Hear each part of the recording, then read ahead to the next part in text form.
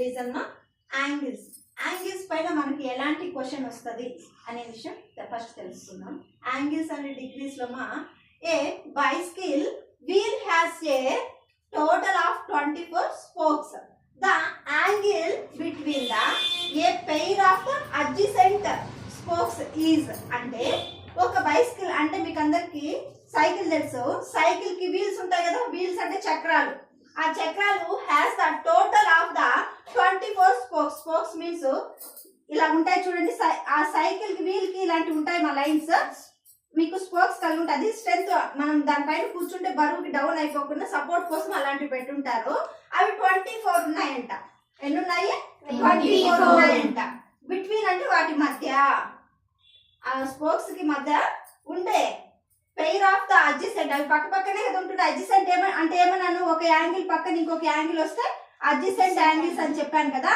అలా పక్క పక్కన ఉన్న వాటి మధ్య ఎన్ని డిగ్రీస్ ఉంటాయి అనేది క్వశ్చన్. స్పోక్స్ ఈజ్ అంటే వీటి మధ్య ఎన్ని డిగ్రీస్ ఉంది, వీటి మధ్య ఎన్ని డిగ్రీస్ ఉన్నాయో మనల్ని కనుక్కోమంటున్నారు. క్వశ్చన్ కి మీనింగ్ అదనమాట.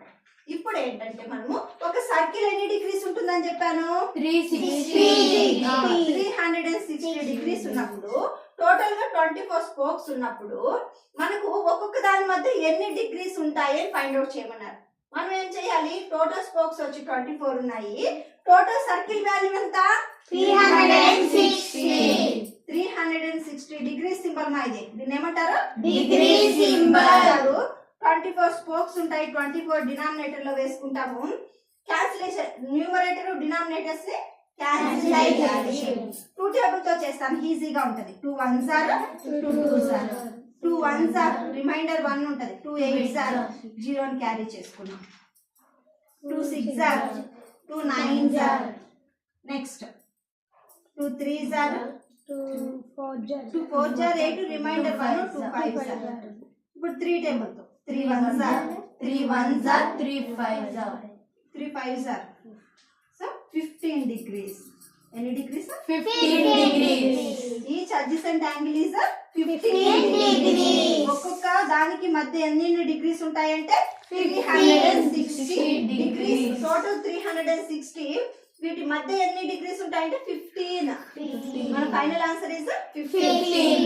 Option B. Option B. అర్థమైంది? టోటల్ సర్కిల్ 360 డిగ్రీస్ ఉంటుంది. వాటి మధ్యలో కమ్ములు పెట్టారు వాళ్ళు వీళ్ళకి. వాటిలో ఒక కమ్మి నుంచి ఇంకొక కమ్మికి మధ్య ఎన్ని డిగ్రీస్ ఉన్నాయి అని కనుక్కోవడమే ఈ క్వశ్చన్. ఓకేనా?